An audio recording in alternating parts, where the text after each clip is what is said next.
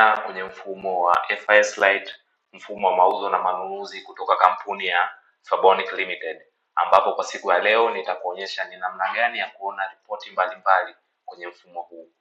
Stock zimebaki ngapi, rekodi yako ya faida na hasara, reports kama hizo, ili kukuonyesha financially upo wapi. Kwa hiyo hii ndo namna ya kuangalia report kwenye system yetu hii.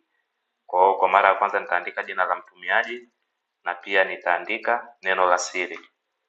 Baada ya kuingia, tuna option maalum kwa ajili ya reports. Nikija hapa ninaweza kuona ripoti ya hisa. Kwa hiyo nikija hapa naweza nikachagua eneo fulani nikaona ripoti nzima ya product zilikuwa ngapi, nilinunua ngapi, nimeuza ngapi, marekebisho yalifanyika ni kiasi gani, zimebaki ngapi. Kwa hiyo stock nzima inavyoenda nitapata kwa option hii ya mwanzo kabisa kwenye ripoti ya hisa. Ni kama stock, ni ripoti ya stock zangu, zipo ngapi, zimebaki ngapi, zilitoka ngapi, tulinunua ngapi, hivyo zilizoharibika ni ngapi. Na pia naweza nikatafuta kwa category, labda ni food, naweza nikatafuta pata nikazipata food. Kwa hapa nitapata bidhaa zote ambazo zipo ndani ya food ambazo zime move.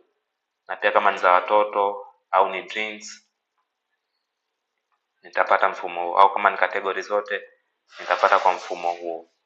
Kwa hiyo ikitokea nataka kuona mtiririko huu imekuwaje zikafika PC8, naweza nikabonyeza hapa. Kwa hiyo itanionyesha mtiririko mzima zilivyotoka, zilianza, tulinunua ngapi, tumeuza ngapi, tulifungua na ngapi, na mwisho zimebaki ngapi. Na pia naweza nikaiona hii katika Excel yangu. Kwa hiyo nikija hapa kwenye Excel naweza nikaona mtiririko mzima, na hii naweza kaitumia kuandika, naweza nikaitumia baadaye katika vitu mbalimbali. Kwa hiyo ndio namna ya kuona stock report. Stock zako zimebaki ngapi na kila kitu. Kitu kingine pia naweza nikahamisha hapa kwenda kwenye stock kwenda kwenye Excel. Listi nzima ya stock yangu naweza nikahamisha hapa.